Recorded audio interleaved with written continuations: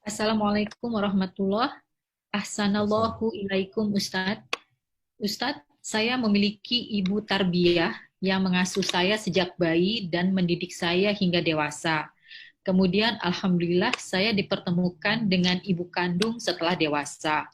Apakah saya berdosa karena lebih dekat dengan ibu tarbiyah daripada ibu kandung, Ustadz? Sedangkan rasa kita tidak bisa bohong bahwa hati akan mendekat kepada yang mencintai.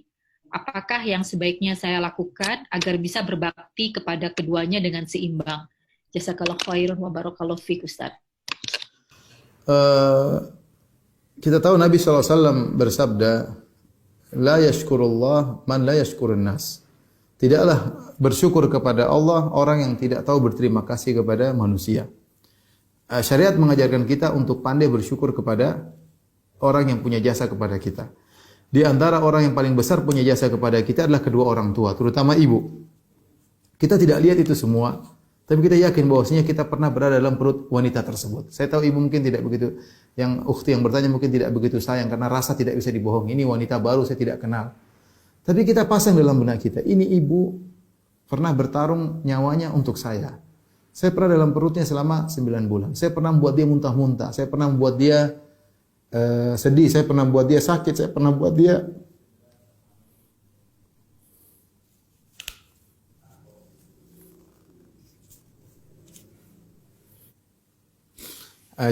maksud saya seorang merenungkan akan hal tersebut, ketika dia mengetahui jasa seorang kepada dirinya, maka dia akan mudah berbuat baik kepada orang tersebut meskipun dia tidak kenal sebelumnya. Ya. Bayangkan misalnya kita setiap bulan ada yang kasih kita uang, kita nggak tahu siapa orangnya. Atau setelah 2 tahun kita itu orang sering kasih kamu uang tiap bulan, tentu kita akan sayang sama dia. Kenapa kita tidak sayang sama dia? Karena kita terkadang lupa dengan jasa tersebut. Tapi kalau kita renungkan, bahwasanya wanita ini yang pernah berjasa kepada saya pernah dalam perutnya, dia pernah menyusui saya dan seterusnya, meskipun cuma beberapa saat kemudian saya diambil oleh ibu tarbiyah saya, maka dengan demikian kita akan timbul kasih sayang kepadanya. Itu harus kita bina. Karena orang tua, jangankan orang tua yang mungkin ninggalkan kita ya mungkin kita dirawat oleh ibu tarbiyah karena ekonominya yang kurang, karena dia sayang sama kita daripada dia tidak bisa ngerawat kita, dia kasih sama orang. Saya nggak tahu sebabnya kenapa anti kemudian berpindah dari ibu sungguh kepada ibu tarbiyah ya. Kenapa? Karena terkadang masalah ekonomi, terkadang masalah yang lain.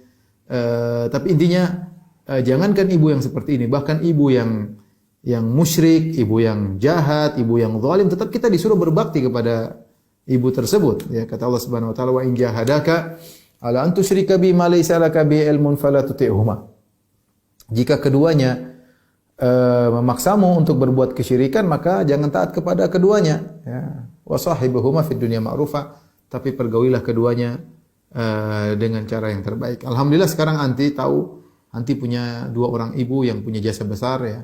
Ibu tarbiyah, kita tidak diragukan jasa dia bagaimana merawat anti, padahal dia bukan anaknya, dan seorang tidak boleh lupa dengan kebaikan orang lain ya. Jadi berbakti sama dia, berbuat baik sama dia, tapi bagaimanapun ibu kandung yang datang dalam Al-Quran semuanya ibu kandung.